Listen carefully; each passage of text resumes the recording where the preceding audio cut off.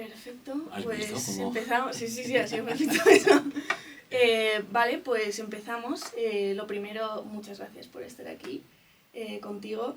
Y nada, para dejar claro a la audiencia quién eres, pues puedes introducirte, pero vamos, que yo te conozco bien. Bueno, me llamo Lorenzo Bedeta y soy actor de doblaje, director de doblaje, profesor de doblaje.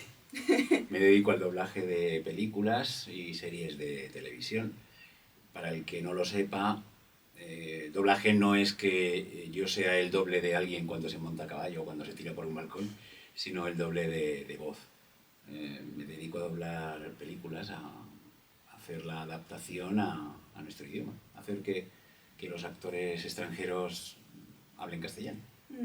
Y luego entiendo que en el mundo del doblaje no es solo películas, o sea, también hay pues videojuegos o otras cosas que también se quieran doblar. Sí, yo cuando empecé hace muchos años, empecé hace 42 años, muy jovencito. Cuando empecé, pues los que empezábamos y los que estaban en aquel momento trabajando y viviendo del doblaje, pues nos dedicábamos al doblaje y circunstancialmente a la publicidad, a poner la voz en anuncios o en anuncios de televisión o en cuñas de radio. Pero hoy día hay bastantes más productos en los que trabajamos, como son el doblaje de videojuegos, la narración de audiolibros, la narración de productos internos de empresas tipo pues, el GPS de un GPS de coche para un BMW o para... Pues normalmente contactan con actores de doblaje. Y espera, vale, porque esto me interesa en plan de así que ha venido de la nada. Por ejemplo, cuando tú utilizas Google Maps o lo que sea, ¿tú alguna vez has tenido que doblar algo de eso o sabes cómo se dobla? Yo no, pero vamos, conozco la voz del GPS de Google, ¿Sí? Conozco la voz de Siri o la voz de... hay uno que se llama Cortana o el de Windows. Son actrices de doblaje y bueno, han dedicado horas y horas y horas y horas de grabación a hacer eso. ¿Y eso exactamente cómo se graba? Porque entiendo que no es como un script donde tengas como el diálogo entero de frase en conversación. Esto es como, léeme todos estos nombres de calles o cómo funciona. Sí, a ver, yo no lo he hecho, pero esta pregunta también a mí me ha surgido y se la he preguntado a los que lo han hecho. A mí me han contado dos casos distintos.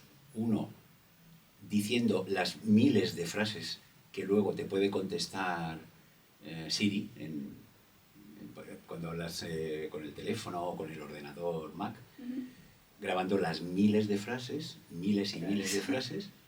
O hay otra forma que es haciendo una lectura en la que están comprendidos todos los fonemas posibles.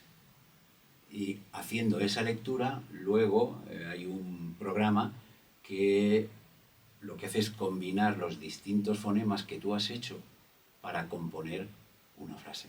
Y entiendo que eso es mucho más rápido. O sea, Eso es más rápido de hacer, pero mucho más mecánico a la hora de escucharlo. Porque es un ordenador que lo que hace es agrupar los fonemas en función a la frase que tiene que decir. Y esos fonemas están dichos sin un tono amable o... Entonces suena como mucho más mecánico, mucho más robótico que quien dice la frase y dice ahora gire a la derecha. Y ha dicho ahora gire a la derecha, ¿no? Ya. Entonces... Y bueno, luego tocaremos más sobre pues, cómo se dobla o quién puede doblar y todo eso. Pero simplemente para seguir con la introducción, ¿tú cómo llegas al mundo del doblaje? O sea, has dicho que empiezas muy pequeño, pero de la nada, o sea... No, hombre, de la nada no. A ver, a mí me gustaba mucho el mundo de la interpretación. Yo tenía un familiar que en los años 50 hizo trabajitos, pero de nada, de los que salían por detrás en las películas. Vale, sí. Trabajaba en películas que un productor norteamericano hacía aquí en España. películas como El Cid, que se hicieron en España, o Orgullo y Pasión con Sofía Loren, y pues son películas norteamericanas pero que se rodaron en España y utilizaban extras españoles. Y un familiar mío trabajó en algunas de esas películas y yo recuerdo cuando tenía 8 o 9 años que este familiar, venga Lorenzo, vamos al cine. Y nos íbamos a una sesión doble, veíamos películas y él me contaba experiencias de cuando había grabado con Charlton Heston o Frank Sinatra, que los había visto de lejos, o sea, tampoco había trabajado con ellos, ¿no? Los había visto de lejos. Claro, a mí aquello, siendo niño, me causó una sensación que para mí, o sea, era un sueño. Yo empecé a soñar con eso, yo quería ser actor. En el cole, en cuanto surge la oportunidad de hacer alguna cosita de teatro que se monta en el colegio, ahí estoy yo.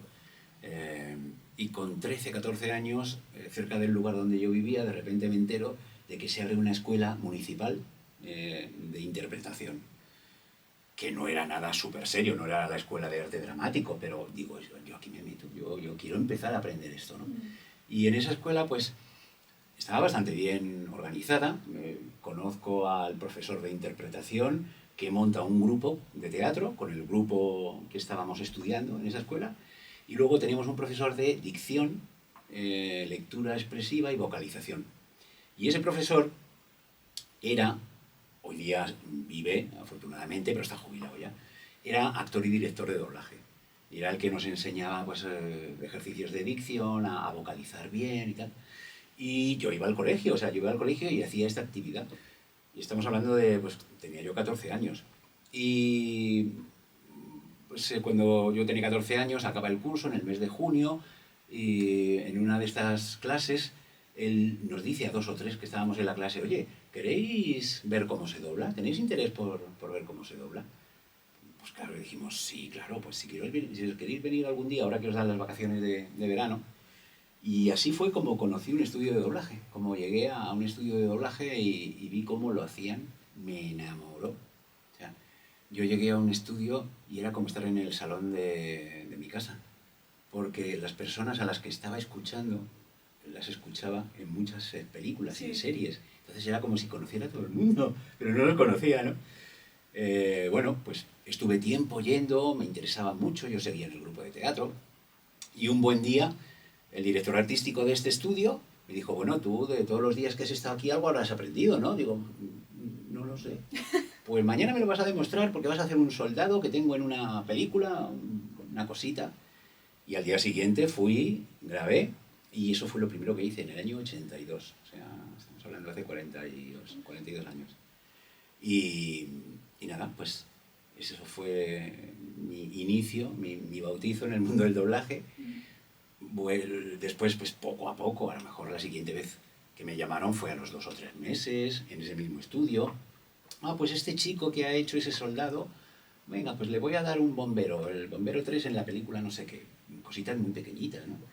Y poquito a poquito fui siendo conocido en ese estudio, luego siendo conocido en otros estudios y hasta hoy. O sea, así fue. Estuve haciendo teatro durante años, estudié arte dramático, o sea, yo fui haciendo cosas, ¿no? Pero digamos que mi bautizo en el mundo del doblaje fue con 15 años. Tenía 15 años, estaba estudiando todavía. Y aunque lo que primero te metió en el mundillo fuese la actuación, o sea, ser actor no de doblaje, ¿cómo es que decidiste luego centrarte solo en el doblaje? Pues mira, hice bastante teatro hasta los 30, 32 años. Hice alguna cosa de televisión, muy poquito.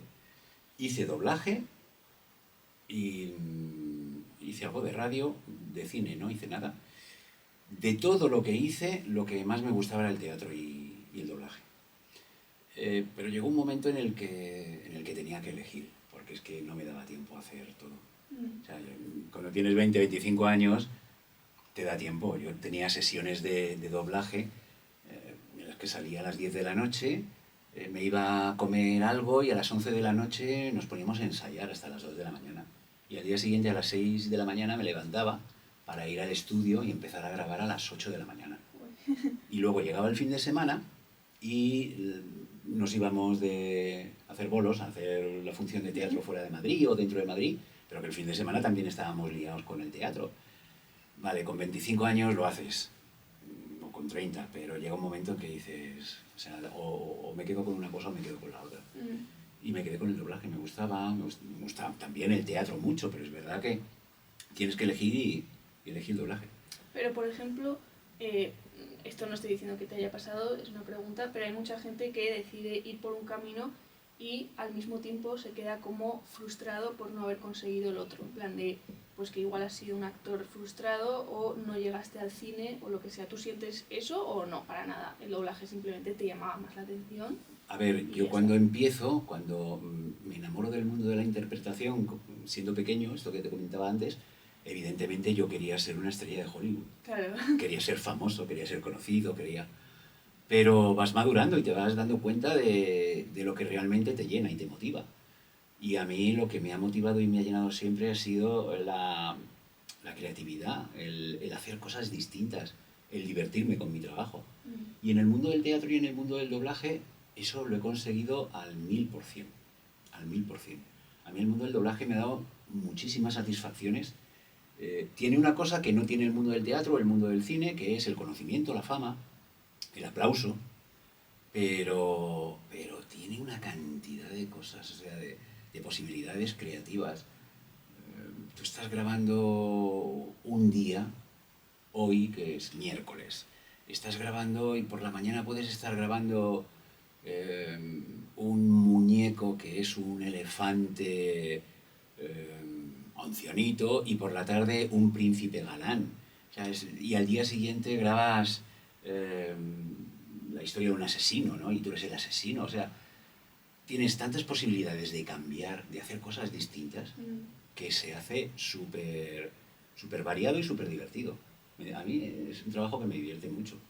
Luego el tema del teatro, en España desgraciadamente está bastante mal.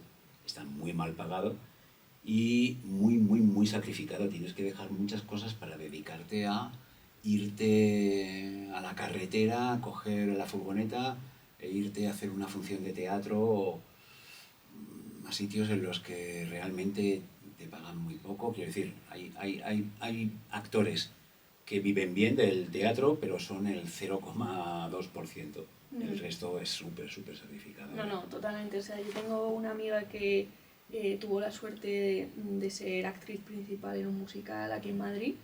Y es que era una vida que yo no querría en la vida. O sea, de verdad que era súper sacrificado. Estuvo como 2 años solo preparándose para esa actuación y luego una vez llegas a la actuación es que tienes que estar todos los días, 2 veces al día haciendo la función, entrenando para la función, vives solo para eso. Y es todo el rato lo mismo. Entiendo que en el doblaje, pues tú mismo lo has dicho, un día soy esto, otro día soy lo otro. Sí. Ahí era, no, tú eres este personaje todos los días de tu vida a todas horas. Sí. Entonces, que a mí me parece maravilloso por otra parte, ¿no? Pero bueno, es una cuestión de decisiones que tomas en algunos momentos de tu vida. Yo con 20 y tantos años me iba a hacer bolos los fines de semana y encantado. Y dices, me voy a Portugal, me voy a Málaga, me voy a Bilbao, y estaba encantado y qué divertido. Pero llega un momento en el que ya te lo planteas y dices, casi que no. Luego yo, hombre, no tuve hijos muy pronto, pero yo mi primer hijo lo tuve con 37 años. Pero según va avanzando la vida, igual te vas haciendo un tipo de vida que hace que te dé pereza hacer otro tipo de vida. Sí. Y eso, y dices, mira, casi que me quedo con esto. Ahora mismo estoy con unos compañeros montando una cosa de teatro, pero por quitarnos el mono, ¿sabes? Por la cuestión de quitarse las telarañas. Es decir, vamos a hacer esto sin intención de llevarlo a un gran teatro y tal, sino, pues bueno, montarlo con la idea de ejercitar el cuerpo y la mente como actores de teatro y de ponerlo encima de un escenario y que la gente se divierta. Pero bueno, eso es quitarse un poco el mono del escenario. ¿Y la mayoría de actores de doblaje suelen venir de la interpretación o no? A ver, antes la mayoría de los actores de doblaje venían del mundo de la interpretación. Hoy menos, hoy menos. Hoy hay gente que viene del mundo, hay mucha gente que todavía que viene del mundo de la interpretación, pero también hay mucha gente que viene del mundo de la radio, de audiovisuales, de periodismo, o gente que simplemente se ha enamorado del mundo del doblaje, viendo una película en su casa y escuchando la voz y ha dicho, cómo me gustan las voces del doblaje de películas, y se han interesado, han buscado, han indagado y han dicho, anda, pero el mundo del doblaje tiene estas voces, esto se hace de esta manera en tales sitios de España y tal. Y de esa manera, sin tener una preparación anterior en el mundo de la interpretación, bueno, tenían talento. Hay gente que hoy día está trabajando en doblaje y que no tienen preparación a nivel interpretativo, pero tienen un talento natural que les hace haber sido actores sin necesidad de pasar por una escuela de interpretación. Porque esa es otra.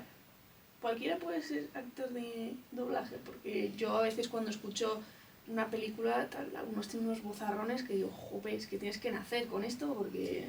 No, a ver, el tema de los vozarrones yo creo que es más del doblaje antiguo que del de ahora. Ahora hay actores que tienen voces, actores y actrices de doblaje, que tienen voces bonitas y otros que tienen voces feas, entre comillas, o sea, no hay una voz bonita o una voz fea, sino a lo mejor voces que te parecen más, que acarician más amables, más galán, y otras voces que a lo mejor son más rotas o más desagradables. Hay gente de todo tipo, voces de todo tipo hoy día en el mundo del doblaje. Pero sí te digo que creo que no todo el mundo se puede dedicar al doblaje, igual que, yo qué sé, yo no me podría dedicar al mundo de la cirugía, por una cuestión de que me daría algo, me marearía. O sea, ¿tienes dotes o no tienes dotes para algo?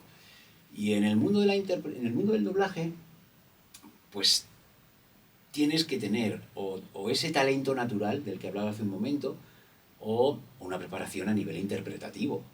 Y luego, capacidad de empatía, porque es muy importante, con humildad, captar lo que te está dando el personaje al que tú doblas, empatizar con él y trasladar todo lo que él te está aportando. Sentido del ritmo, porque nosotros doblamos sincronizando las bocas de nuestros personajes, sí, aprendiéndonos el ritmo, haciendo pausas donde ellos hacen pausas, empezando a hablar donde ellos empiezan a hablar. Entonces tienes que tener un sentido del ritmo y de la sincronía importante. Hay personas que no tienen ese sentido del ritmo, que no tienen esa capacidad de empatizar, ni tienen ese talento natural, y bueno, pues no sirven. Pero supongo que como en todos los trabajos, o sea, tampoco es que nosotros seamos superhéroes ni superheroínas. Pues, que se nos da mejor este trabajo y hay otros que no se nos dan bien. No, totalmente. Y entonces, obviamente, pues se requiere algo de formación para ser actor de doblaje. Pero, aún así, muchas veces veo que películas más famosas o taquilleras suelen decir como el que va a doblar a este personaje, normalmente en animaciones, es Santiago Segura, o es alguien que ya conoces que es un actor de verdad. ¿Eso es bueno? ¿Normalmente lo hacen mejor, lo hacen peor por ser actores normales o no?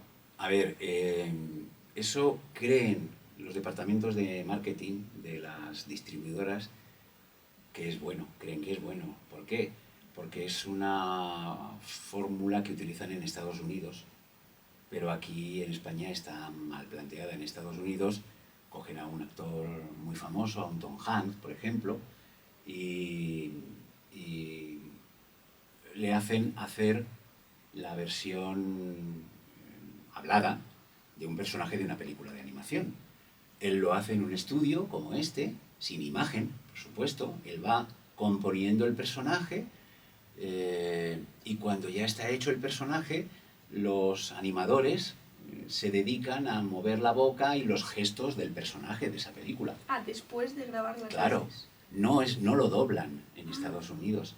O sea, hacen la interpretación, graban las voces de los actores y luego sobre eso los animadores con el ordenador van haciendo el gesto del muñeco, la boca, todo eso. O sea, es como si a mí me pones un micrófono y me dices, a ver, di qué estás haciendo de 7 maneras distintas. Yo te lo digo de 7 maneras distintas y luego tú en la película vas a poner el que quieras. Y los animadores van a trabajar en una de ellas, en una de esas maneras, y van a poner la expresión del muñeco independientemente de lo que yo haya hecho en la sala. Van a coger una de mis frases, la que elija el director, y van a decir, pues, anima la boca y el gesto con ¿qué estás haciendo? En doblaje es todo lo contrario. En doblaje nosotros ya tenemos la película terminada y nosotros tenemos que pegarnos a una interpretación que ya está hecha. O sea, es justo al revés. Y esto te lo decía no sé por qué. Era básicamente porque decía en plan si es bueno que actores que ya conocemos como vale, actores sí. sean también de doblaje. Claro, ¿qué pasa? Que en España eso no ocurre así. Cuando llaman a un actor que no hace doblaje, que no ha hecho doblaje, pues no sabe cómo hacerlo. Lo que hablábamos hace un momento, la capacidad de empatizar, de pegarse a ese personaje, de no hacerlo como tú, o sea, no hacerlo como Lorenzo, sino intentar pegarte al personaje y hacerlo como él. Pues eso hace que haya muchos actores o actrices, o gente que ni siquiera son actores o actrices, que es pues, Fernando Alonso, piloto de carreras, o Alaska, cantante, que se ponen ahí a doblar una película sin ser de esto. ¿Qué pasa? Pues pasan varias cosas. La primera, que el director del doblaje se tira con ellos semanas para hacer un trabajo que un actor de doblaje lo hace en un día, 2 días. Que al final tienen que grabar con ellos frase a frase, y lo digo por experiencia porque a mí me ha pasado, al final el trabajo que queda de ellos es la imitación de las frases que les dice el director. O sea, como ves que les cuesta bastante hacerlo, pues al final el director le dice, pues mira, dilo así. Oye, ¿qué rojo más bonito? Y entonces el famoso de turno dice, oye, qué rojo más bonito. No, con un poquito más de alegría. Oye, qué rojo más bonito. Venga, lo vamos a repetir 26 veces. Y al final queda una cosa medio bien, medio mal, que no va a ninguna parte. Y luego está el caso de 2 o 3 famosos que tienen esa habilidad para doblar, que son pues, Santiago Segura, Flo, José Mota, que al final se recurre en casi todas las películas a ellos. Casi siempre que quieren un famoso recurren a ellos, ¿no? Sí. Pero es que tienen esa gracia y saben hacerlo bien. Entonces, bueno, pues como lo hacen bien, recurren a ellos. Pero cuando recurren a personas que no son de esto, o que son actores de teatro, pero que ni siquiera han pasado por un pequeño curso de doblaje para saber cómo se hace, pues normalmente el resultado es bastante nefasto. Y tú lo notas, en plan, tú ves una peli y sí. Puedes inmediatamente decir, madre mía, sí. ¿qué ha doblado esto? Sí, pero vamos, yo hace una semana estuve con mi hija viendo una película de animación y decía, ¿quién es? Y luego miré quiénes eran los actores de doblaje y dije, joder, de verdad, otro destrozo más. Porque ves una película que está compensada en todos los personajes, que es como una orquesta, ¿no? Es como una orquesta que todo suena, cada instrumento suena como tiene que sonar y de repente hay un instrumento que suena desafinado. Y dices, ¿y esto por qué? ¿Por qué? ¿Qué es? ¿Quién puede ser? Claro, dices, pues alguien que no sabe tocar el violín, o sea, se ha dedicado a darle golpes al violín y eso se nota mucho. En una orquesta que está bien afinada, eso se nota mucho. ¿Y dirías que eso lo notas tú porque obviamente es tu oficio, o sea, te has dedicado a ello toda la vida, o cuando hablas con un amigo o lo que sea, dicen, ah, sí, yo también me he dado cuenta? A ver, en algunos casos la gente no se da cuenta porque afortunadamente el mundo del doblaje es un mundo bastante anónimo en el que el espectador, si la película está bien doblada, no va a estar pendiente del doblaje. Con lo cual el doblaje, si está bien hecho, va a pasar desapercibido. Pero cuando yo de repente hablo con alguien que dice, anda, ¿eres actor de doblaje? Sí. De repente hay mucha gente que viene y me dice, pues fíjate que estuve hace poco viendo una película y no me gustó nada una voz de la protagonista o del protagonista. ¿Y qué película era? Pues tal película.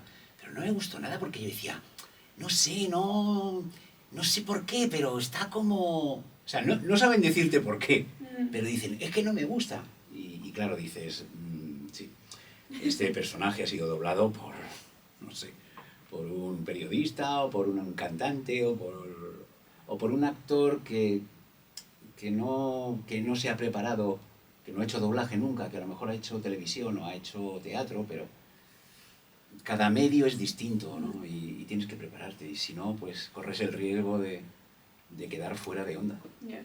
Y luego hay dobladores que son como muy míticos, en plan de, por ejemplo, el otro día estaba hablando con mi hermano y me dice, ¡buah! Es que yo, si me dices Robert De Niro o tal, aunque no sean españoles, es que yo reconozco la voz en español de este actor, ¿sabes?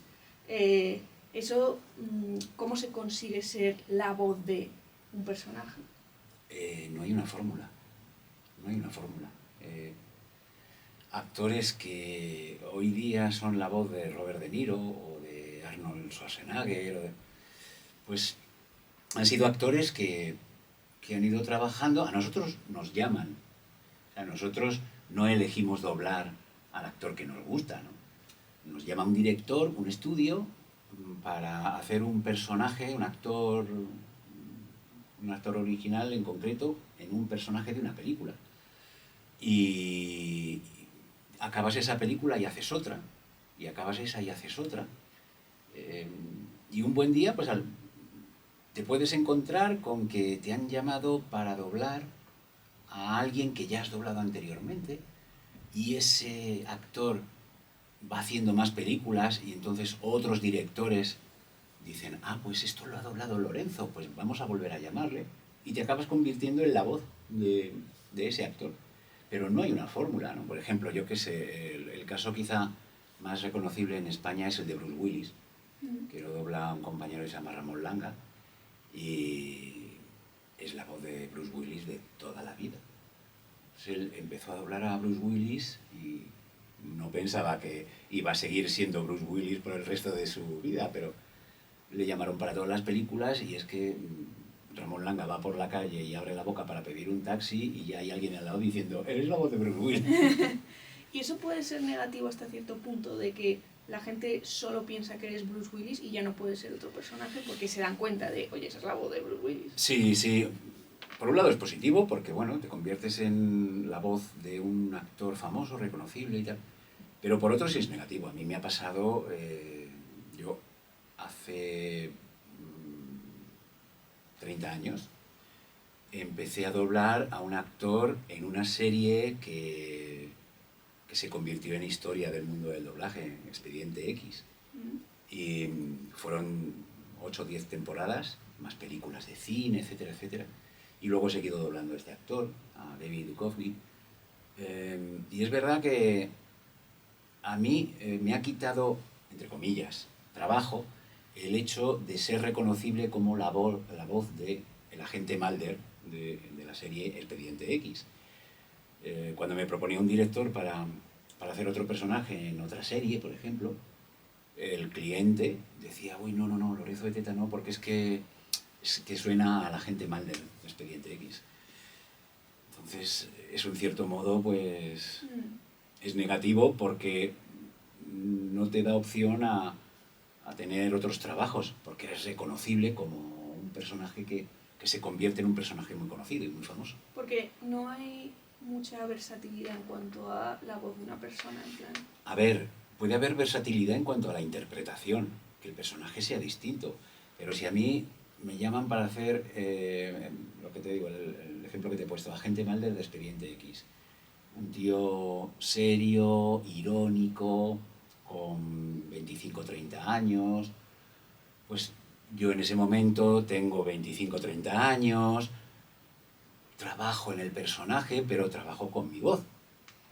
Si me llaman para hacer otro personaje que tiene entre 25 o 30 años, pero a lo mejor es un tío seco, un tío súper cómico, voy a intentar adaptar mi interpretación a eso, pero si el actor no ha cambiado la voz, yo tampoco la voy a cambiar. O sea, lo que sigue siendo reconocible es el timbre de voz. Sigue pareciendo que es el que dobla a la agente Mulder, ¿no? Yo he hecho personajes que, por supuesto, he tenido que modular, cambiar la voz muchísimo y no me reconoce, vamos, no me reconoce nadie. Pero porque he tenido que hacer un cambio de registro muy fuerte. Pero si son personajes más o menos similares, claro, si escuchan tu interpretación en el segundo personaje, pues ya el cliente dice, uy, es que me suena mucho al primero que hizo, ¿no?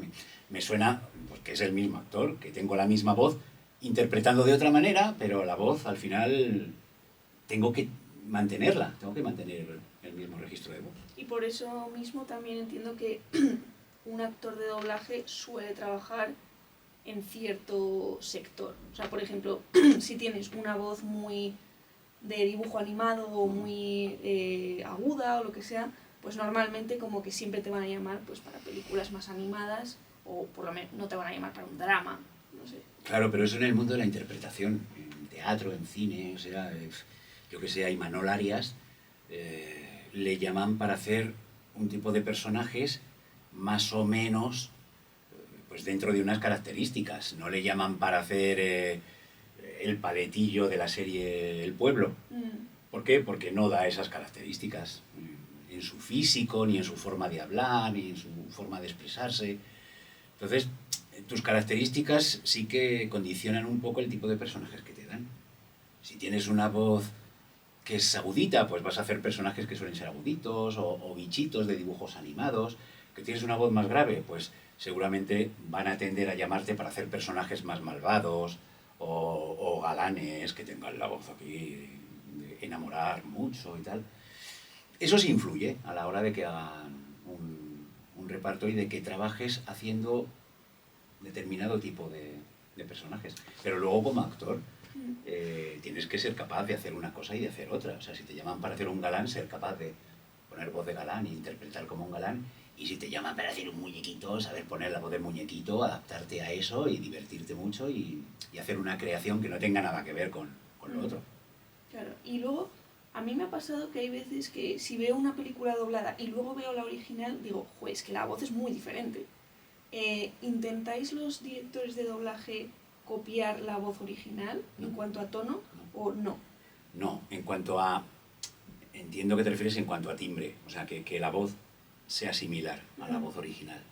No en cuanto a timbre, o sea, no vamos a que el timbre de voz es el color de la voz, sea similar el de la versión original que el del actor de doblaje.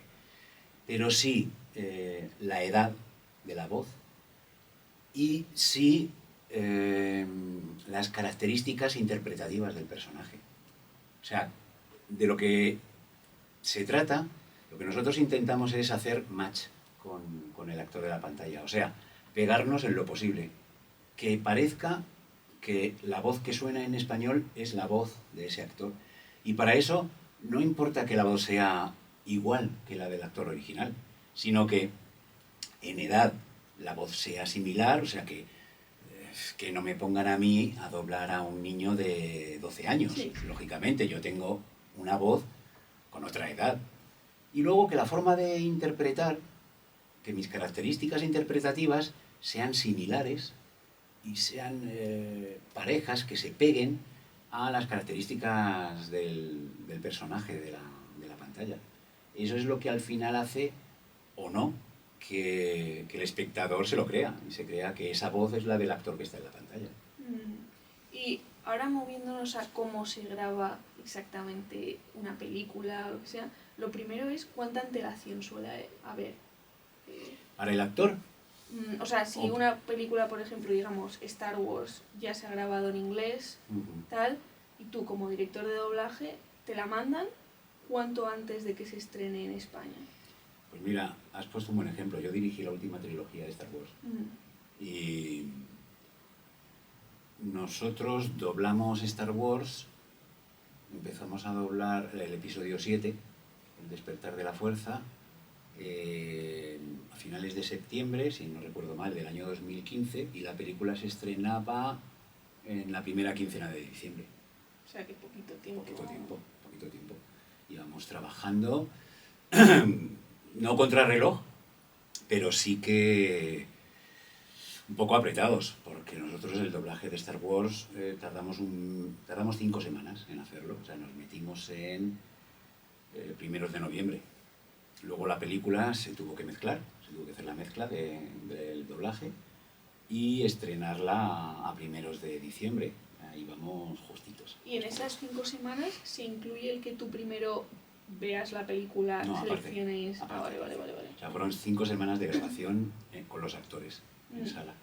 Yo antes tuve un par de semanas para hacer la adaptación de los diálogos. Luego, o sea, antes de eso hubo una semana, 15 días para la traducción de la peli. O sea, entre unas cosas y otras, traducción 2 semanas, adaptación 2 semanas, doblaje 5 semanas, llevamos por 9 semanas. Y luego la mezcla una semana, pues estamos hablando de 10 semanas. Pero estamos hablando de un producto AAA. O sea, eso no es así en todos los casos. Y luego, para que lo entienda mejor pues la persona general, que igual no sabe nada del doblaje, ¿qué significa el adaptación, traducción? Pues a ver, traducción significa hacer la traducción del idioma original. Porque no te la dan hecha. No, la hacemos aquí. O sea, en el país donde se dobla, a ti te llega un guión original, el guión original de rodaje, el guión original del montaje final. Ese guión se traduce y se hace una traducción lo más adaptada posible a los giros y al contenido, a las segundas intenciones, a los chistes, a los juegos de palabras del idioma original. Pero es que luego, digamos que le damos una segunda mano de pintura, haciendo la adaptación, tanto de estilo como, y esto ya es una primera mano de pintura, como a la hora de convertir las frases en frases que parezca que están dichas por la boca de tu personaje. Sí. Esa es nuestra adaptación. Coger las labiales cuando el personaje tiene una B, P, F, o sea, palabras, fonemas que tienen una bilabial. Nosotros tenemos que intentar colocar la frase de manera que en ese punto también tengamos una labial. O cuando dicen una palabra con la boca abierta, yo que sé, doing, no cierran los labios. Decir nosotros hay una palabra que tampoco tenga labiales, o sea, que parezca que lo dicen ellos. Y luego que si es una frase que tiene 8 sílabas, pues que nuestra frase también tenga 8 sílabas. En inglés, por ejemplo, se utiliza aproximadamente 1/3 menos de sílabas que en castellano. Nosotros normalmente cuando hacemos una adaptación del idioma inglés al idioma español, tenemos que cambiar las frases y convertirlas en frases más pequeñas, que tengan el mismo sentido, pero que sean frases más cortas. Claro, porque la misma frase en inglés dura menos. Nos enrollamos mucho. No, nosotros decimos, yo qué sé, un ejemplo tonto, pero nosotros decimos papá. Son 2 sílabas, en inglés dicen dad. Home es una sílaba, nosotros decimos casa. Room, nosotros en una sílaba de inglés decimos habitación, son 4 sílabas. ¿Y ahí qué haces? Pues ahí vas frase por frase, dándole vueltas y diciendo de qué manera puedo decir esto y convertirlo en una frase que tenga la mitad de te voy a poner un ejemplo muy sencillito. Traducción de un what are you doing? Pero dicho muy rápido. What are you doing? No sé, ¿qué estás haciendo? ¿Qué estás haciendo? Claro. Pero ¿qué estás haciendo en un what are you doing? Queda muy largo. ¿Qué estás haciendo? Pues ¿qué hacemos nosotros? Decir, ¿qué haces? Digamos que ese es un ejemplo muy básico, ¿no? Pero, por ejemplo, será incluso más difícil cuando la frase original es muy corta. Pero si dice dad, o sea, papá, es que no lo puedes cambiar. Claro, no, pero sí lo puedes cambiar, sí puedes hacer cosas. Sí puedes hacer cosas, por ejemplo, en lugar de decir papá, decir oye. Y luego cuando arranca la siguiente frase, a lo mejor arranca abriendo los labios y en ese abrir de labios le puedes meter el papá.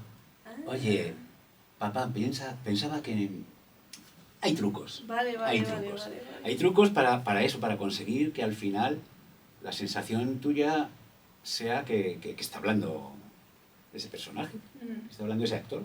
No, y diría que eso se nota más, porque, por ejemplo, mi abuela siempre me decía en plan, "Uy, esta película está mal doblada porque noto perfectamente cómo los labios no se mueven acorde con lo que dice, tal". Mm.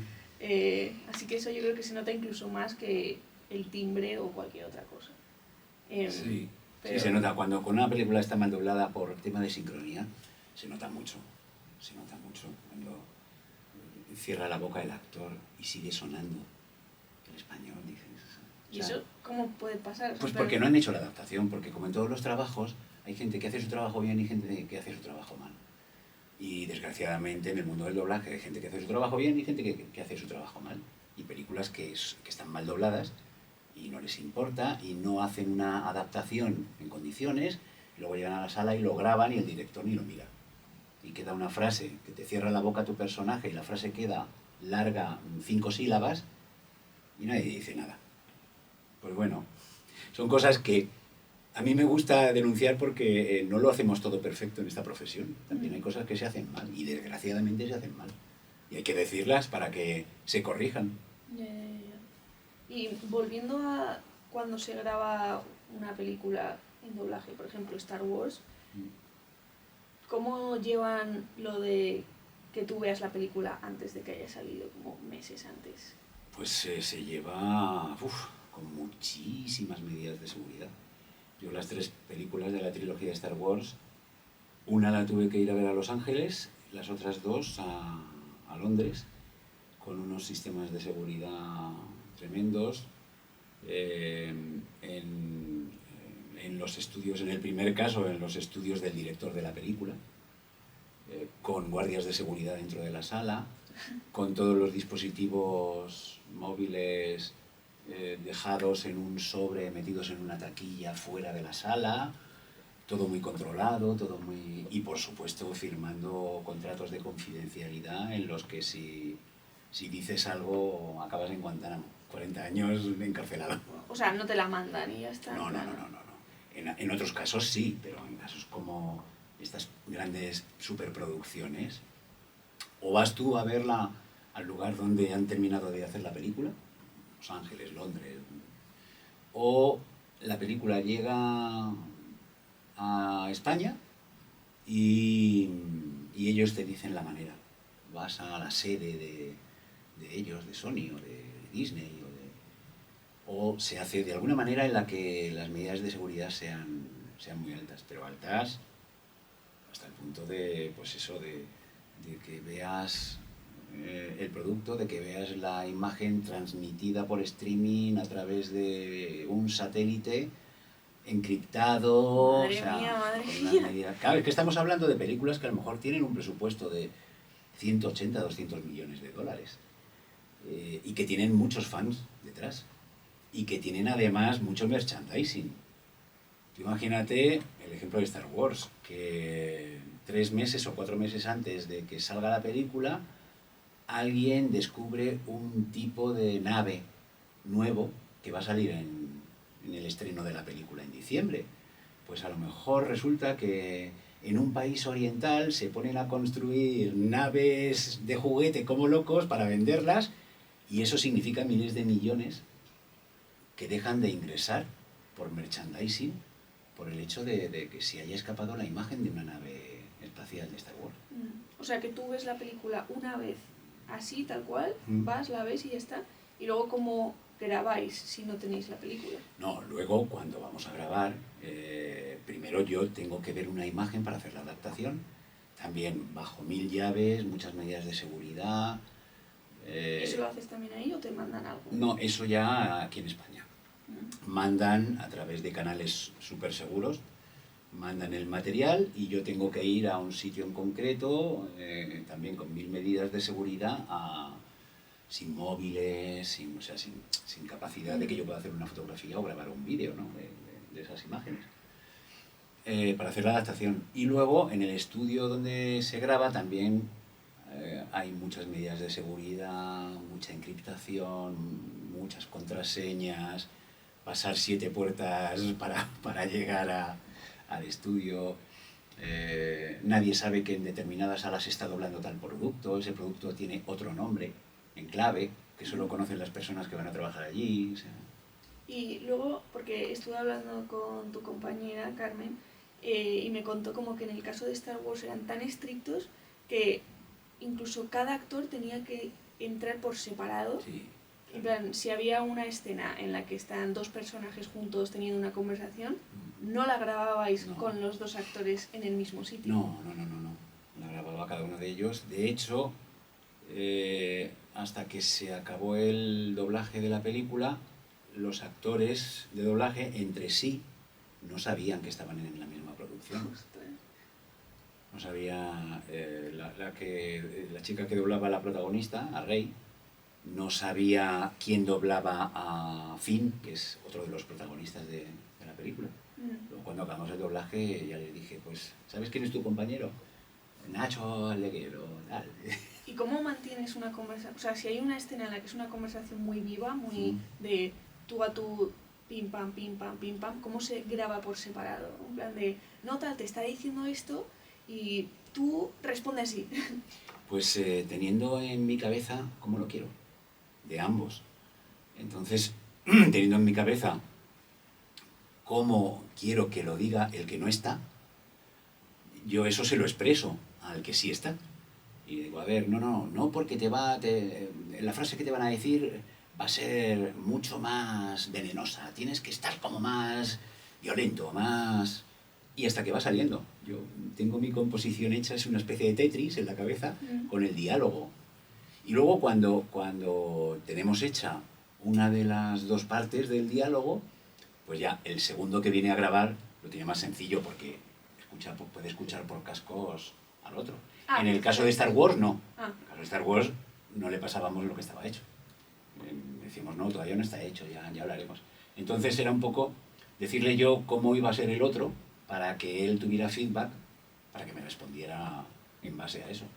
Y luego también es cierto que para Star Wars los actores de doblaje no podían ver las escenas y solo podían ver los labios. Sí, lo llamábamos la medallita. Porque era toda la imagen, toda la pantalla negra y solo se veía el circulito en el que se veía la boca, un poquito de la nariz. No se veía el entorno, no sabían si estaban en el halcón milenario o en un desierto o dónde. Se lo decía yo, porque yo previamente había estado en Los Ángeles y había visto la película entera y tenía la información en la cabeza, entonces le decía, no, ahora están en el halcón milenario y está hablando con Han Solo y están como a 5 o 6 metros, proyecta más la voz porque no le tiene cerca, o sea, un poco explicándoles, es ir un poco a ciegas. ¿Y eso te parece bien o...? No me parece nada bien. No me parece nada bien porque eso limita las posibilidades de hacer un buen trabajo por nuestra parte. Y históricamente, cuando ha habido problemas de piratería o de información que ha salido a la luz pública antes de lo que debiera, nunca ha venido por el mundo del doblaje. Nunca. Que tienen que tomar esas medidas a nivel global. Vale, pero al final, ostras, no son del todo conscientes de que eso afecta a la calidad del trabajo. Y tú lo ves, o sea, ves que el producto final podría haber sido mejor de otra manera. Hombre, podría haber sido más fresco. Al final lo dejas bien, pero dices, a ver, yo conozco a los actores y actrices que han participado en este proyecto y si lo hubiéramos podido hacer con una imagen en condiciones pues seguramente, o sea, no está mal, pero yo sí noto la diferencia. ¿Y este es el caso solo de Disney o hay otras empresas? No, eso pasa con todos, pasa con Sony, con... O sea, todas las grandes películas que vemos en taquilla, normalmente ahora ya siempre hacen eso. Sí, bueno, tienen algún sistema de control con imágenes que no se ven, que están muy difuminadas o que están muy quemadas o que tienen esto que te he comentado de la medallita, pero que suelen ser imágenes que nos facilitan muy poco el trabajo. Muy poco. Jope. Y esto igual estoy yendo un poquito atrás, pero es una duda muy rápida. En cuanto a la adaptación, ¿hay idiomas más difíciles de adaptar que otros? Sí, los idiomas orientales, por ejemplo. ¿Y tú también has tenido que adaptar eso o no? Ya no. Poquito, pero alguno he tenido que adaptar. Y son complicados porque, yo qué sé, el chino, por ejemplo, es un idioma que el sentido de lo que dicen cambia, no como en español o en inglés, que bueno, una palabra puede tener 2, 3 significados, ¿no? Y un poco en función del contexto y de dónde está colocada la frase, pues sabes el significado y sabes por dónde va, ¿no? Pero, por ejemplo, en chino es una cuestión de sonido, o sea, un mismo fonema, si se dice con un sonido hacia nariz o con un sonido más gutural, significa cosas completamente distintas. Pero a ti no te dan, o sea, tú entiendo que no sabes chino. No, claro, no. Ah, vale, idea, entonces idea. a ti te dan como un, pues no sé, un librito con todas las frases ya traducidas. Sí, sí, no puedes sí. utilizar ya eso y a ti pues Sí, no te das cuenta de yo ya dónde... utilizo eso, pero si tú algún día, o quien esté viendo esto, en esta conversación que tenemos, si algún día escucha coreano, por ejemplo, chino, japonés, se dará cuenta de que el ritmo a la hora de hablar es completamente distinto al ritmo de los idiomas más occidentales, ¿no? El inglés, el español, el italiano, el portugués, el francés, el alemán. Son muy distintos, son mucho más tajantes, mucho más...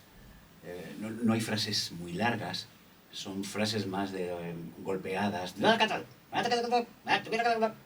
Imagínate que en castellano tienes que decir, he estado en el mercado, y he comprado pescado, y he comprado carne. Quiero decir, intentar adaptar de manera que suene más o menos natural todas esas cantidades de pausas que hay en los idiomas orientales, ¿no? Esa forma tan cortante de hablar, adaptar una frase para que suene más fluida, como suena nuestro idioma, es complicado, muy complicado. En inglés, oye, es otro idioma, es más corto y tal, pero tiene muchas similitudes la forma de hablar de un inglés o de un norteamericano con la de un español, un portugués, un francés. Son frases más fluidas, Sí. la construcción gramatical es similar, el sujeto, verbo y predicado. O sea, es más fácil hacer una adaptación de un idioma más cercano como el inglés o el francés.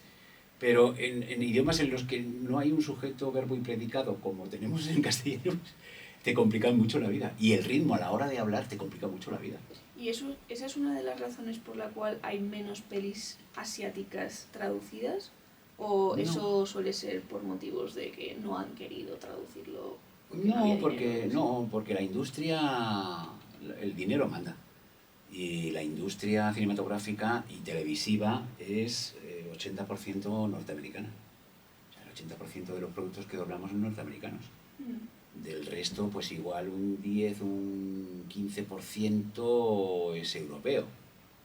Europeo hablo de pues, alemán, austríaco, polaco, checo, italiano, francés, inglés, portugués un poquito. Y luego, pero por una cuestión yo creo que de lejanía cultural, el cine oriental o las series orientales, que no las compran porque quizá piensan que son productos que no van a tener interés y que no se van a vender, que no van a llenar un cine o que no van a tener audiencia en un canal de televisión. Yeah. Hay excepciones, pues yo qué sé, en la serie esta del juego del calamar o series que de repente han triunfado mucho. Es una serie coreana que dices, ostras, pues ha triunfado y la gente la ve a lo bestia, ¿no?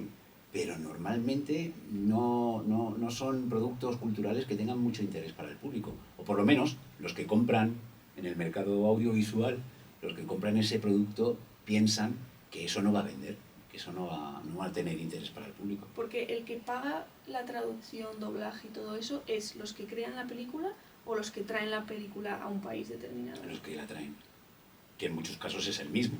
O sea, por ejemplo, Disney Disney es el dueño de Pixar. Disney hace, yo qué sé, cualquier película de Pixar. Ahora mismo no me viene ninguna a la cabeza y mira que he dirigido unas cuantas. La hace en Estados Unidos, la trae a España y realiza el doblaje y luego la distribuye. O sea, ellos hacen todo. Pero luego hay series de televisión o películas de cine que un productor o un distribuidor en España se va a los mercados audiovisuales que hay por el mundo y dice, pues la distribución de esta película en España la voy a comprar yo. Y ellos compran, o sea, pagan un canon por distribuir la película en las plataformas de televisión o en las salas de cine.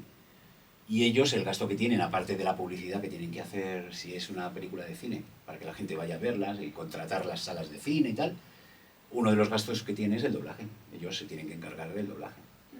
Y a lo mejor pues eso es una distribuidora española que no tiene nada que ver con la empresa que hizo la película en Estados Unidos o en cualquier otro país, ¿no?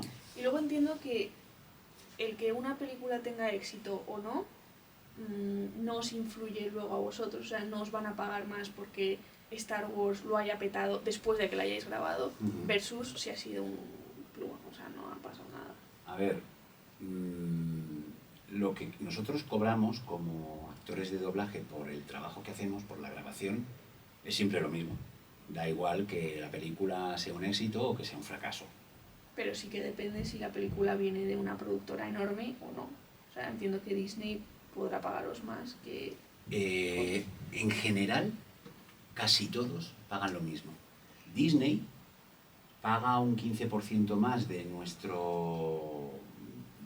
sueldo que tenemos estipulado en un convenio que tenemos como actores de doblaje, que es un precio que para cualquier película de cine es el mismo. Disney paga un 15% más, pero porque ellos quieren que luego lo que tú has grabado ellos puedan utilizarlo sin necesidad de pedirte permiso para otro tipo de productos de su propiedad. Disney, aparte de cine, tiene Disney Plus, los parques de Disney en Europa, en Estados Unidos, juguetes, no sé qué. Entonces ellos te piden permiso para utilizar tu voz si la quieren utilizar en otros productos de su propiedad. Entonces ellos pagan un 15% más. Pero el resto, tú vas a hacer una película de cine de Fox o de Warner y cobras lo mismo, sea Harry Potter o sea una película de estas indie que se va a estrenar en 3 cines. Cobramos lo mismo. Otra cosa es que nosotros luego cobramos derechos de autor en función de la cantidad de pases que haya tenido la película. Entonces, tampoco es que se cobre muchísimo, pero sí que cobran más si la película es un Star Wars que ha tenido muchísima más audiencia que si es una película que se ha estrenado en un cine y ha estado una semana. Pero que estamos hablando de una pequeña compensación, o sea, no es una brutalidad de luego, dinero. El actor de doblaje cobra por cuánto ha tenido que doblar. O sea, si han sido más frases, pues cobras más. Claro, nosotros dividimos nuestro trabajo en takes. Los takes son trocitos de la película que normalmente duran entre 30 segundos y 1 minuto. Entonces, lo que entra dentro de ese tiempo, que puede ser un solo actor hablando, él solo, o 5 actores teniendo un diálogo, eso es ese take. El take tiene un precio, que es lo que cobra cada actor por cada take. Y luego hay una especie de, como en los taxis, la bajada de bandera. O sea, solo lo llamas y ya entras y sin haber movido el taxi ni un metro, tú ya, la bajada de bandera son 3,50, ¿no? Pues digamos que en doblaje, por ir al estudio, para empezar a trabajar, tenemos esa especie de bajada de bandera, ¿no?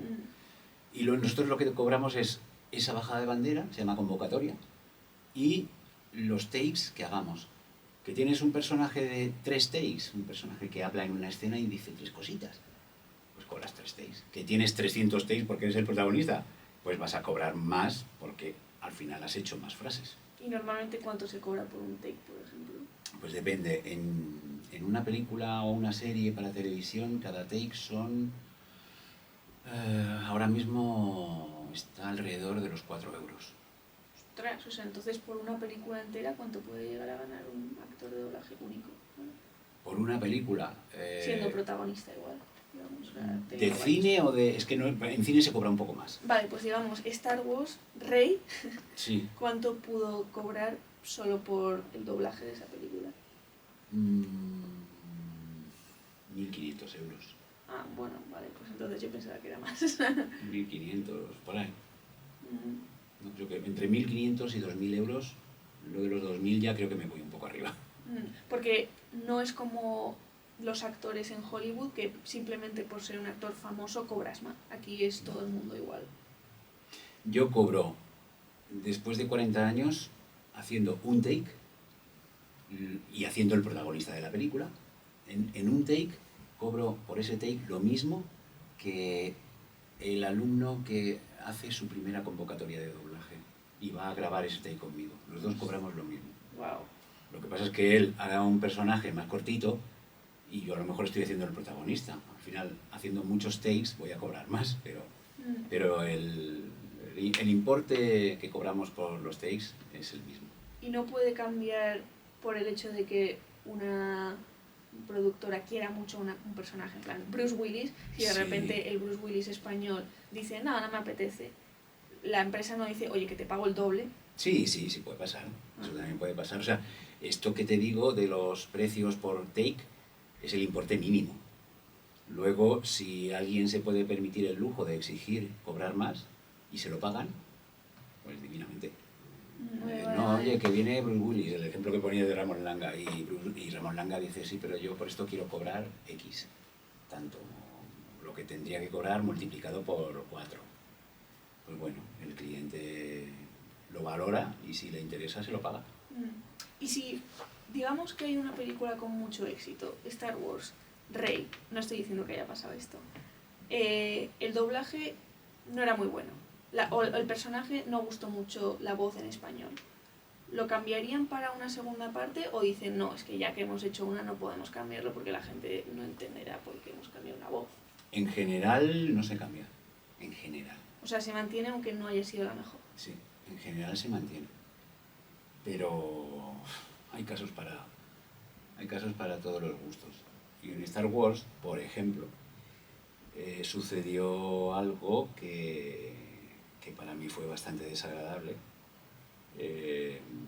porque uno de los protagonistas de la saga de Star Wars, de los actores de doblaje, que fue seleccionado además desde Estados Unidos, dieron el ok desde Estados Unidos, y que hizo las 3 películas.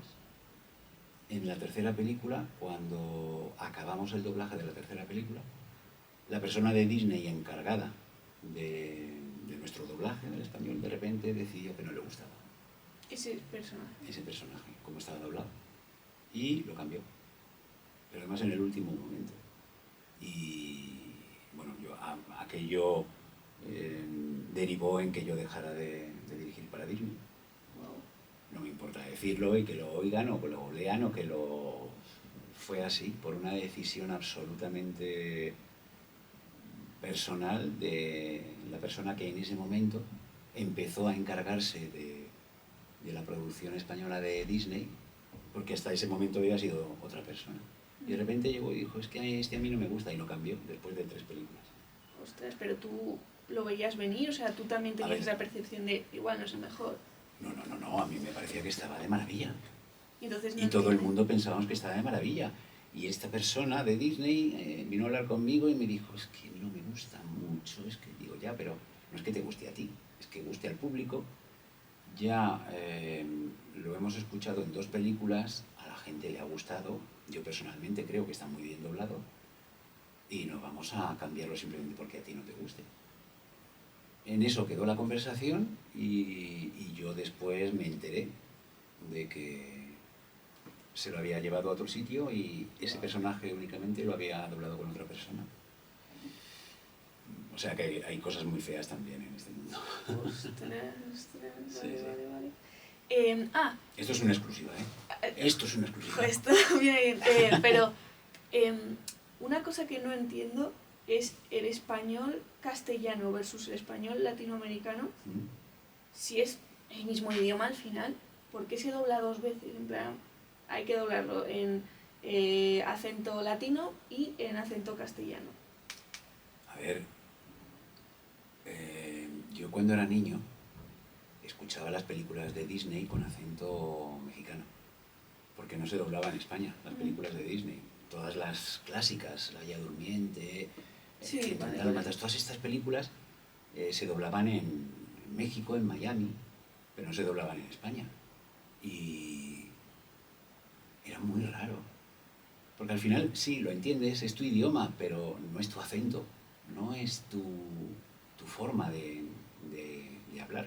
Y luego hay muchas palabras en castellano europeo, digamos, español europeo, que no significan lo mismo que en español de Argentina o en español de México. O sea, aquí decimos, yo qué sé, No, sí. coge un vaso. Ya, Coge vale. un vaso es coge un vaso, pero coger en Argentina significa otra cosa radicalmente distinta, Sí. que puede provocar Sí, ojos como pero bueno. platos o risa. Entonces, el significado de las palabras según el país es muy distinto. ¿Qué pasa? Que de lo que se trata es de universalizar un poquito el producto. Y en cuanto al español, en Centroamérica y Sudamérica suelen hacer dos versiones, ni siquiera una latina, dos versiones latinas. Ah, que hay dos versiones aquí. Suele ser así, dos versiones latinas, una para Centroamérica y un poquito hacia el sur, y otra para el sur, para Argentina, Chile. Sí, no sabía eso. porque son demasiado distintos el español argentino o chileno que el español de El Salvador o de Guatemala. Muy distinto, ¿no? Y luego el español europeo, que también es muy distinto respecto al centroamericano o al sudamericano. O sea que el español a veces tiene hasta tres doblajes. Sí. Y esto pasa con algún otro idioma, porque también podrías decir más o menos, oye, pues el inglés británico no es el mismo a veces que el inglés estadounidense. No, pero como no se dobla. Claro. Pero entonces hay otros idiomas que sí que se doblan. El chino. ¿Más? Ah, claro. El chino, porque hay varios. El indio también se dobla. Productos de estos enormes como Star Wars o como las películas de Pixar se doblan en dos o tres tipos de indio y en dos o tres chinos distintos. Sí, no es distinto. El portugués, por ejemplo, se dobla en Portugal y en Brasil se dobla también, porque son dos portugueses distintos, dos idiomas distintos, pasa un poco como el español. Sí, es verdad, no lo había pensado así. Y luego, tú, por ejemplo, bueno, me estoy fijando en qué personajes has doblado y tal, y tú antes también has dicho que pues te han reconocido por la calle por un personaje específico. ¿A ti te gusta, te hace ilusión que alguien te diga, te reconozco? Por ejemplo, tú has doblado en el videojuego Uncharted, ¿era? No, Last of Us. En Last of Us. ¿Eso te gusta, que alguien te diga, ostras? ¿O no? O sea, ¿a quién le amarga un dulce? Bueno, pero volvemos también a lo de, joder, que también hago otras cosas, ¿sabes? Sí, pero a nadie le disgusta que le digan, oye, te reconozco en esto y me gusta mucho el trabajo que has hecho. O sea, el que no reconozca que le gusta que le acaricien el ego, miente. Siempre te gusta, pues eso, que te digan, oye, qué bien has hecho este trabajo, qué bien estás en esto. Mucho mejor que te digan, no me ha gustado nada en esto, sé que has doblado no sé qué y no me ha gustado nada. Pues que te digan, oye, me gusta mucho el trabajo que has hecho en The Last of Us o en tal producto. Hombre, uno considera lo que hemos comentado varias veces en esta conversación, que nuestro trabajo tiene que ser en cierto modo anónimo, ¿no? Pero que de repente alguien te reconozca y diga, me gusta mucho tu trabajo, pues te gusta. Pero luego está la otra cara de la moneda de que a mí me pasó con Sandra Jara, que yo cuando supe que ella era Penélope de Romperral, yo ya cuando la veía solo veía el personaje. Y eso ya no sé si eso es bueno. O sea, Pero que cuando veías a Sandra, ¿veías al personaje? ¿O cuando veías el personaje, veías a Sandra? Cuando veía a Sandra, veía el personaje. ¿Ah, sí? O sea, en plan, hablaba con Sandra y decía... Y claro, esto es estabas viendo a Vanellope. Sí, Vanellope, esto es Vanellope, esto es Vanellope.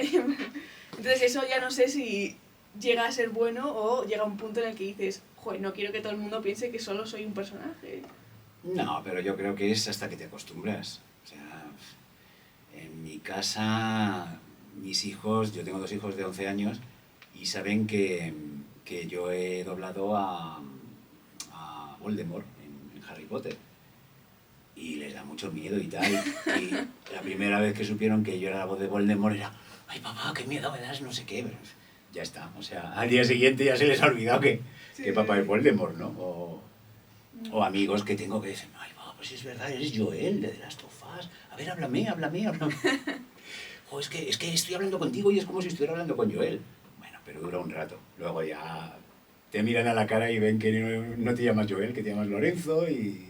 No, sí. Y luego, bueno, ya pues para ir acabando un poco, tú eres sobre todo yo te conocí como director de doblaje. ¿Cómo eliges las voces de los personajes? O sea, tú tienes una lista de gente que ya conoces y dices, mira, pues este le pega, o este no le pega, o este es que me cae bien. No, a ver, yo tengo una agenda con los actores y actrices que conozco que trabajan profesionalmente. Más luego gente que va uniéndose al mundo del doblaje, gente que va empezando, y de todos ellos o conozco sus características porque ya he trabajado muchos años con ellos, o tengo demos de los nuevos que van entrando, y bueno, conozco qué tipo de voz es, cómo interpretan, qué cualidades destacan más, si son actores que tiran más hacia el drama o que tiran más hacia la comedia, o que son más hablando más secos o más irónicos o más... Entonces, un poco viendo las características de todos los actores y el tipo de voz, pues bueno, eso lo tengo ahí presente. Lo tengo presente en mi cabeza y aparte me ayudo de una agenda en la que de repente digo, ay, sí, no me acordaba de este o no me acordaba de esta.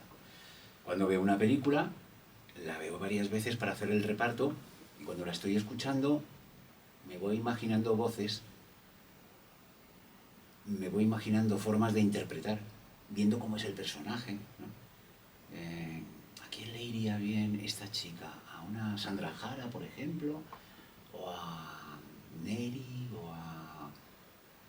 Voy pensando en compañeras, en actrices de doblaje, que son de características radicalmente distintas, a lo mejor entre ellas, que tienen la voz a lo mejor similar, pero la forma de interpretar es distinta.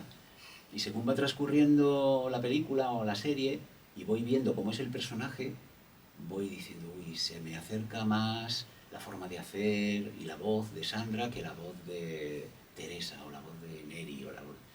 Y un poco así vas componiendo el reparto, vas haciendo el reparto en función del que a ti te parece, el actor o actriz, que a ti te parece que se acerca más a la forma de interpretar de ese personaje. ¿Y no te ha pasado que de repente entras en una clase, oyes la voz de un alumno nuevo, lo que se dice, esa voz la necesito? Pues mira, vamos a hablar mucho en esta conversación de Star Wars.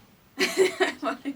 Rey, la protagonista de Star Wars, era alumna de esta escuela y su primer papel fue la protagonista de Star Wars. Joder, pues menudo papel no para empezar. O sea, yo fui a Estados Unidos, vi la película, vi el personaje y cuando lo estaba viendo allí estaba diciendo, ostras, es que es la alumna mía de mi clase, es que es esta chica, Sandra, es Sandra. Sandra, una compañera que ahora trabaja ya, es profesional y ha hecho muchas cosas. Sandra Villa, es que es ella. ¿Qué pasa? Que tenía que hacer pruebas, pero yo tenía la convicción de que la podían seleccionar en Estados Unidos. O sea, yo seleccioné varias voces, entre ellas la de esta chica, y era su primer papel. Wow.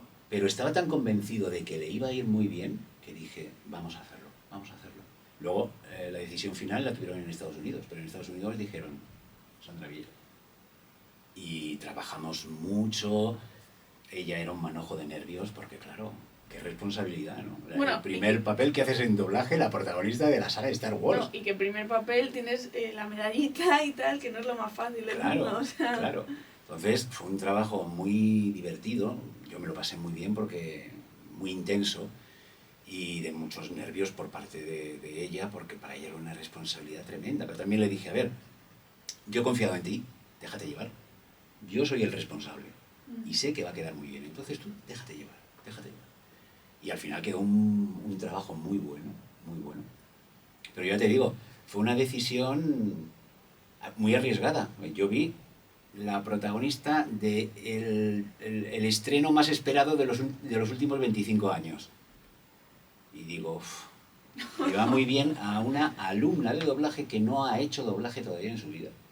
Madre. Pero dije, mira, o sea, a veces tienes palpitos, tienes No me fue bien. sensaciones que dices, yo creo que tengo que seguir mi intuición. Y la seguí y fue bien. ¿Y luego hay algún reconocimiento para los actores de doblaje? Porque en los actores normales pues tienes los Oscars, o tienes los Goya, o tienes otros premios, pero cuando algo está bien doblado, en plan, porque al final el espectador español, la mitad prácticamente del trabajo del actor que ven no es de ese actor. Ya, es de otro. A ver, hay algunos premios que se dan en videojuego, en doblaje hay unos premios que da una asociación asturiana, pues, gente maja que es aficionada al doblaje y bueno, votan por unos trabajos o por otros. Yo he organizado, bueno, algunas personas y yo hemos organizado unos premios para actores de doblaje, pero que no premiamos un trabajo en concreto, sino la carrera de nuestros compañeros. Es un poco un homenaje desde el propio sector a nuestros compañeros. Pero como tal, como actores de doblaje, lo que sería, por ejemplo, una nominación a los Goya como mejor actor de doblaje, no existe, no existe. A mí personalmente me gustaría que existiera un Goya al doblaje, porque creo que formamos parte de la industria. Totalmente. También. Pero no, hasta el momento no. ¿Y no se ha intentado empujar? Sí, se ha intentado. Y bueno, a lo mejor llega algún día, no lo sé, pero ha habido también mucho,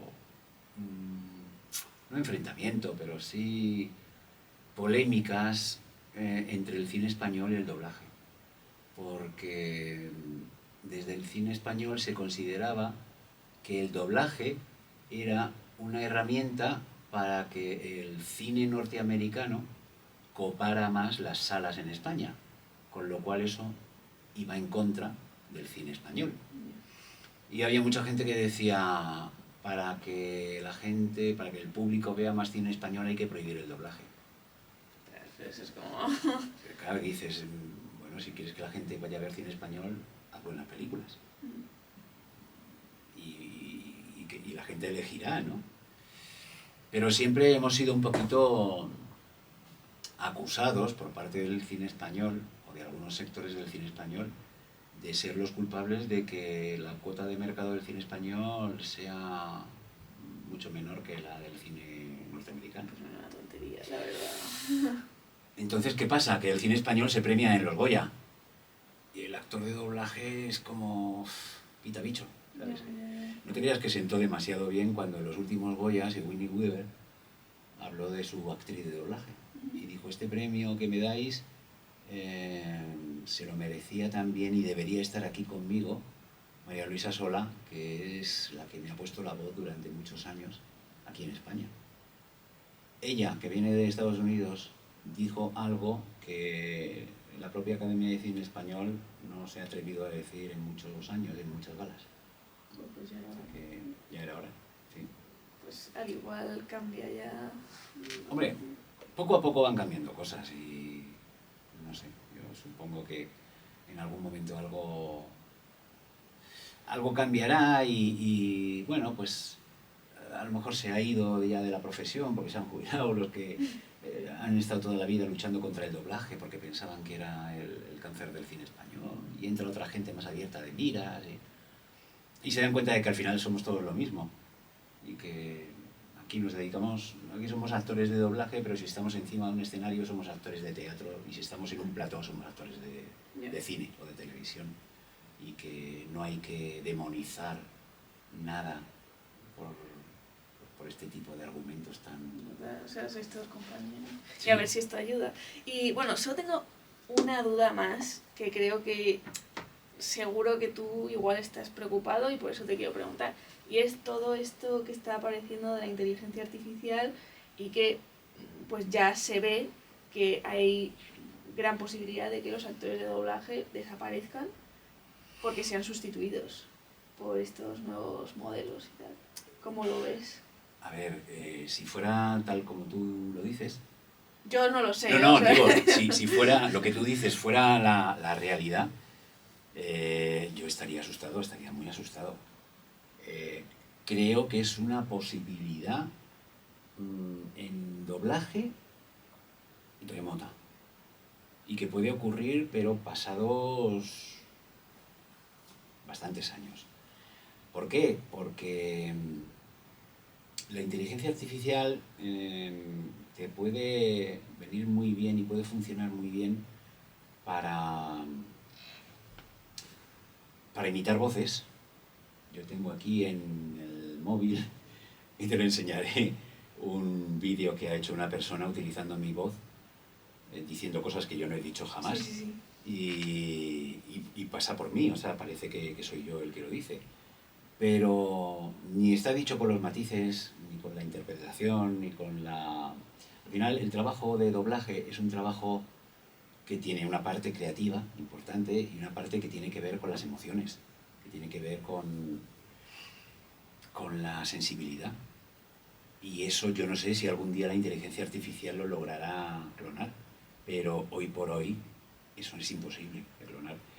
Sí es posible que pueda afectar a terrenos como la narración de audiolibros, la publicidad en televisión, las voces en off que te venden el detergente o que te venden que tienen más de locución, de narración, que de interpretación con muchos matices y con mucha... Yo creo que en el doblaje es mucho más difícil conseguir algo que pueda hacer luego un trabajo artístico como el que hace un actor, un ser humano. Yo en eso soy optimista. Bueno, eso está sí, bien. Sí. Y, vale, esto es una duda que justo salió ayer, porque ayer entrevisté a Justo Hidalgo, que habla sobre inteligencia artificial y tal, y le gustan mucho pues los podcasts, estuvimos hablando también de los audiolibros. Y estábamos de acuerdo los dos en que no sabemos por qué en un audiolibro no conectamos tanto como en un podcast, por ejemplo, con el que habla, porque nos parece como muy monótono. ¿Tú tienes algo que ver con los audiolibros o no? Para nada. A ver, yo lo único que tengo que ver con los audiolibros es que en esta escuela damos cursos de audiolibros en los que intentamos que haya feedback entre el narrador del audiolibro y te iba a decir el lector, ¿no? El audiolector. Sí, vale. Porque creo que es importante que haya algún tipo de conexión, algún tipo de feedback entre el que está contando el cuento y el niño que lo está escuchando, porque al final es eso, es un poco eso, ¿no? Si hay un niño que escucha el cuento y le interesa y se va a acordar cuando sea mayor de cómo le contaban ese cuento, es porque hay algo más que leer, ¿no? Y yo creo que el fallo de la mayoría de los audiolibros, o de muchos audiolibros, es que simplemente se leen, no se cuentan. Sí. Y las historias hay que contarlas, que no es lo mismo que leerlas. Es que es distinto. No, estoy totalmente de acuerdo, porque, a ver, esto entra ya en otro tema que es que no es lo mismo una conversación que un libro escrito. Pero lo que sí que me pasa mucho es que si intento escuchar un audiolibro, como que a la mínima que me despisto no puedo volver atrás, en plan de me he perdido, ya no sé qué está pasando. Pero en una conversación creo que es más fácil reincorporarse. Sí. Bueno, en un audiolibro siempre puedes volver atrás. Pero el no tema, sabes a dónde.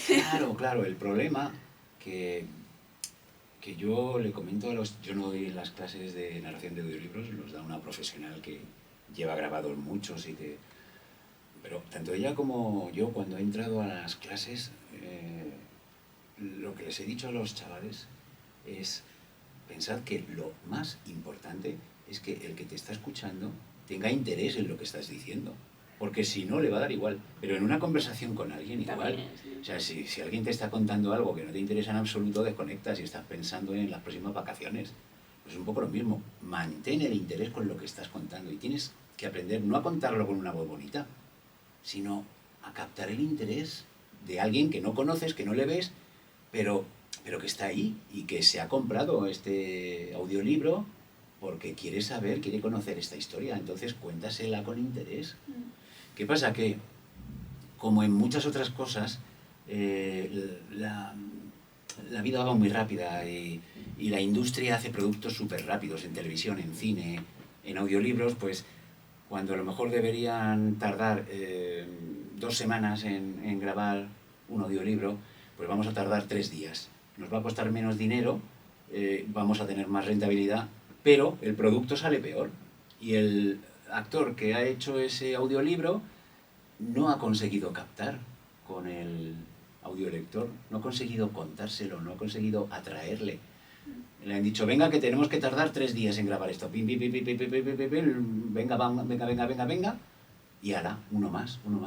Al final, la industria se llena de productos que se hacen rápidamente y que no se cuidan. Sí. Y bueno, y luego también está algo parecido con lo que hemos hablado al principio de las celebridades, que muchas veces siempre quieren que el autor sea el narrador. Yeah. Y hay veces que los autores pues no son los mejores narradores. Claro, es que zapatero a tus zapatos, dice el refrán, ¿no? Sí. Dedícate a lo que sabes y no hagas lo que y no hagas lo que no sabes.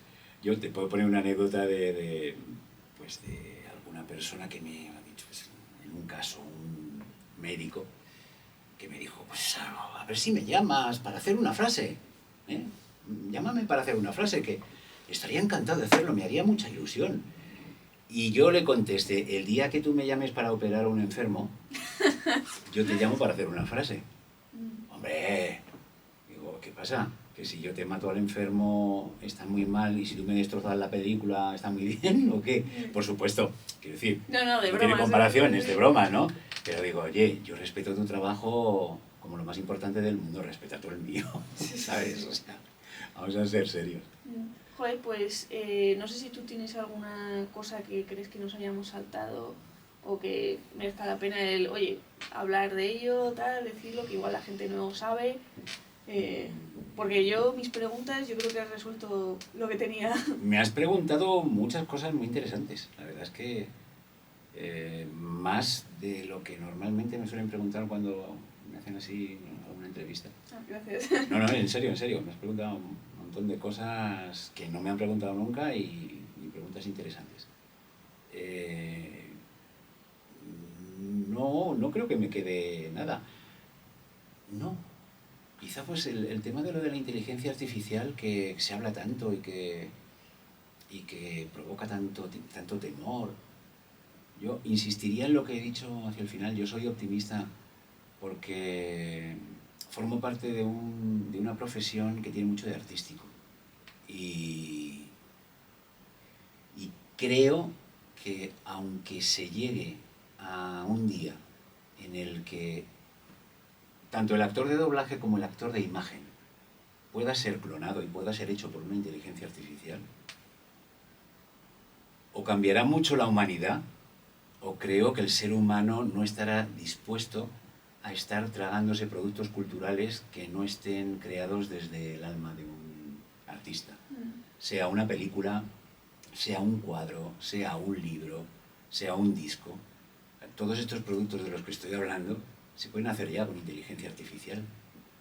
Yo dudo que llegue el día en el que el ser humano sea capaz de decir, vale, me voy a tragar todo lo que antes lo hacía un actor, un cantante, o un escritor o un músico, me voy a tragar todo lo que ahora me haga una inteligencia artificial. Si llega ese día, pues creo que estaremos acabados como civilización, sinceramente. Si somos capaces de dejar que la cultura, que tiene unos cuantos miles de años, se convierta en un producto que crea una máquina, creo que estaremos olvidados como civilización. O sea, ahí el doblaje importará muy poco. Estamos hablando de cuestiones de como seres humanos, ¿no? Sí, pero estoy de acuerdo que en cualquier pieza de arte, entre comillas, que sacas, al final no es solo el arte objetivo, es también la conexión que hay entre que, oye, que detrás de eso hay una persona, Claro. hay un mensaje, hay un tal, y eso da igual que una inteligencia artificial te pueda hacer la mejor canción del verano porque siguiendo el patrón es así. Al final la gente compra el artista, ¿sabes? Claro. Porque le gusta, porque Sí. le gusta la historia, le cae bien, de tal. Sí, y por la forma de cantarlo, por el deje que tiene, por cómo pronuncia las eses, por cómo hace un gallito en un agudo, por mil cosas que solo hacen los seres humanos. Entonces, por eso yo tengo la esperanza de que en los trabajos artísticos la inteligencia artificial no llegue a triunfar, porque no llegue a dar lo que da un artista. Ya. Mi mayor duda está en los textos, porque ahí ya sí que a veces es más difícil el entender que hay una persona detrás. Por ejemplo, una historia en un libro, una novela, como que si yo no conozco al autor de antes, como que es más difícil el decir, hay una persona detrás que ha escrito esto, ¿sabes? Porque es ficción y tal. Entonces ahí lo veo un poco más como difícil para los autores, ¿eh? O sea, no sé cómo verán Pero eso. ¿hasta qué punto la gente va a estar dispuesta a leer algo que no haya escrito un ser humano? Pero, Por curiosidad sí, dices, a ver qué es lo que ha hecho este programa de inteligencia artificial. Pero, ¿qué interés puede tener una historia que haya escrito una inteligencia artificial? A mí me interesa tu opinión como persona, tu opinión como ser humano, y cómo me lo expresas, cómo me lo cuentas, y cómo me cuentas tu historia. Me va a interesar tu historia en sí y la manera que tienes de contármela. La misma historia me la va a contar una inteligencia artificial y, sinceramente, para mí no tiene ningún interés.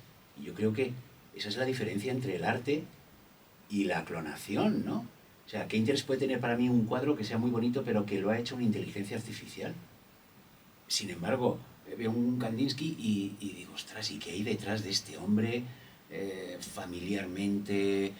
¿Dónde estudió? ¿Qué influencias tuvo? Etcétera, etcétera, etcétera. Es que es lo que interesa. El arte no es solo la obra de arte, sino todo lo que hay alrededor, ¿no? Cómo te llega, cómo te llena, qué entiendes de la persona que ha hecho esa obra de arte, o que ha escrito esa obra de teatro, o que ha compuesto esa canción.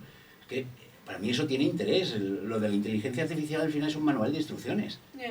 O sea, no... Y esto, porque esto me interesa, ¿esto hasta qué punto dirías que es arte y que no es arte? Porque, por ejemplo, hay gente que dice, ahora con la inteligencia artificial podemos automatizar todos los emails que te llegan o tal, pues para que justo te ofrezca lo que quieres, justo te diga las cosas que has hecho, en plan de, oye, viendo tu perfil en LinkedIn he podido ver y me hago pasar por otra persona, pero no lo he escrito yo.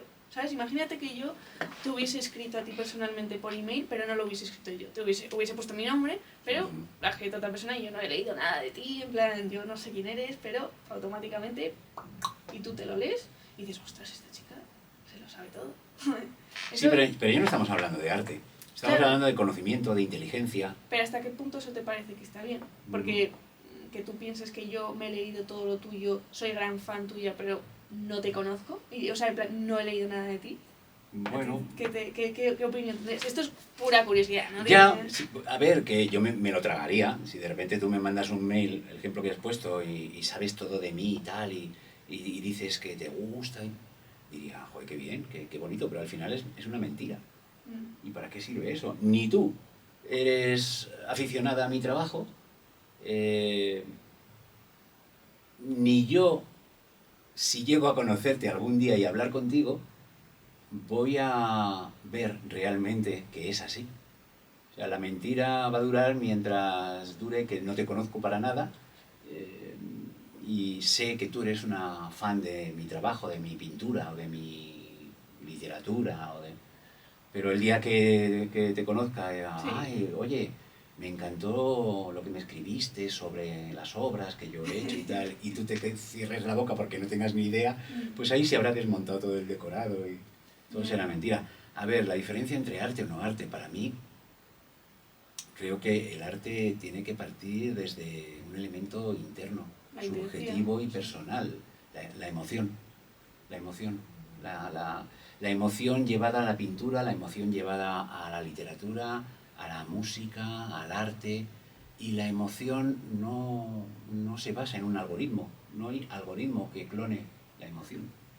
Entonces, lo siento mucho, pero creo que eso es lo que marca la diferencia entre el arte y lo que no es arte. Te puede gustar más o menos, pero al final lo que tiene emoción es lo que llega. No, no, sí, yo estoy totalmente de acuerdo, o sea, que me alegra que lo pienses. Y simplemente por dejarlo claro, yo no utilicé ninguna cosa para escribirte ni nada. Pero eso es todo. Muchas gracias otra vez por tu tiempo y todo lo que has compartido, incluyendo las exclusivas. Y nada, recordar a todo el mundo que se puede suscribir, que eso ayuda mucho, comentar y ya está. Pues muchas gracias a ti por la entrevista, por la charla, porque al final es una charla, Sí, es lo que siempre intento. es una conversación relajada, interesante y que he tenido preguntas muy interesantes que me han hecho hablar de cosas que normalmente no me preguntan y que digo, pues mira, oye, también forma parte de mi vida y de mi carrera, de mi trabajo. Vale, Muchas gracias. pues gracias. Uy, bueno, quito ya esto.